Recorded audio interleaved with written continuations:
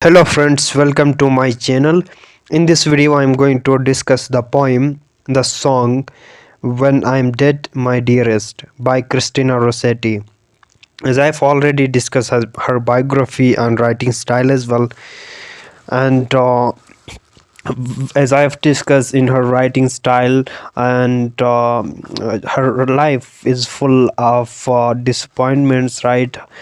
Breakdown, because she has a nervous breakdown, depression, and things like that. So these things can be reflected in her writing, and she become deeply interested in religion and religious devotion, right? A devoted Christian.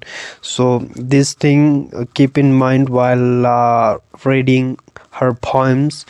And the major themes she discussed include tragic love, gender and sexuality, acceptance of death, which is very important. The theme of death in her poetry, especially in this poem, and her second poem after death as well. So theme of death is very important in this poem, and we had a question in the previous paper in this spring 2022 paper, right? The concept of death in Christina Rossetti poems. I will discuss the past papers as well with you guys with answers, so don't worry about that. First we will analyze this poem, right? And divine love and religious skepticism also found in her writing. So we will analyze this poem line by line analysis as well. So here the poem begins: when I am dead. Obviously, as the title is self-explanatory, and the theme of death is very prominent in this poem, as included as portrayal or depicted in the title, when I am dead. So she assume herself in the assume that what will happen, what will be the reaction of her dearest. Dearest may be any beloved person, maybe family member or beloved person, or the lover, anyone you can imagine.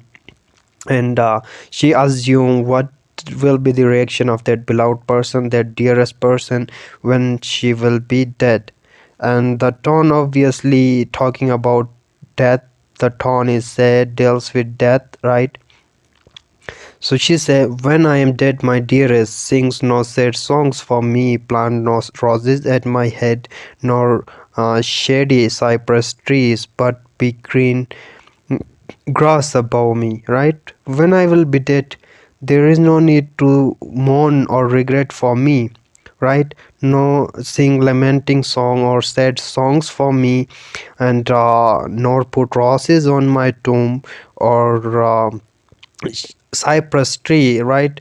The cypress tree, it is its wood is used to make coffins, which is related to death, right? The dead body is placed in the coffin and then buried, so associated with death. And she said that, don't lament for me, nor place any roses on my tomb, or nor nor just not just lament for me. Why? Because it will not affect me. Once we are dead, we are gone forever, detached from this physical world, and have no feelings left, right? Whatever the dearest or beloved can do after your death, it doesn't matter. What matters is what he do when you were alive.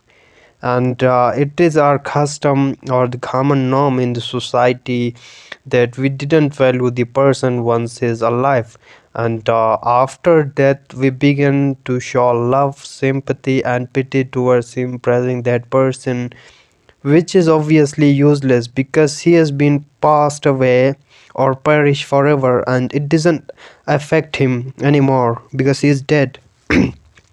And further she say, with showers and dewdrops wet, and if thou wilt remember, and if thou wilt forget. A parallelism is there, right? opposite ideas go side by side. So she just think of two possibilities, whether the beloved one, the dearest one, may remember her or forget her. It is the choice of that dearest, that beloved one, whether to remember her or to forget her.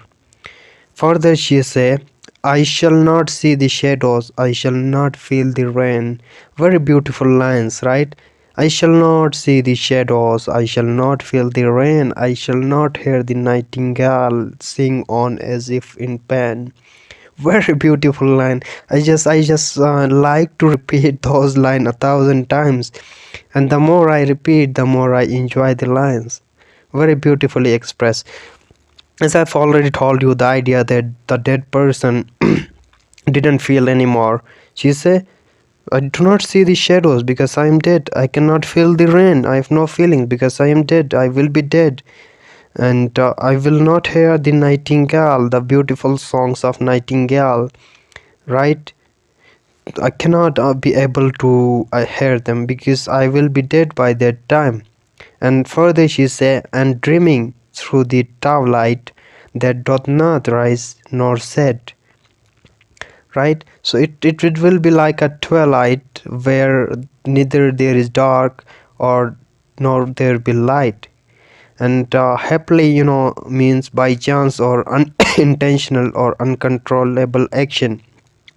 Happily, I may remember, and happily may forget. Again, parallelism, right? So happily repetition of same words, anaphora, right? Words or phrases, happily and above, I shall not, it is anaphora, a literary device, right? And again, it is by chance that I may remember or I may forget. So it is a very simple poem and it's end here. So the main idea of the poem is death. What will happen after death? So her concept of death be like that: once we are gone, acceptance of death. In Christianity as well as in Islam, we believe that death is something that is decided by God, predestined, right?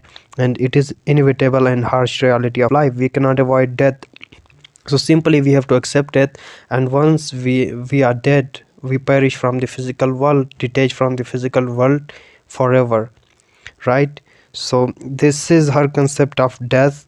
And in her other poem, after death, we will see how she used different metaphors and symbols for death. Thank you for watching.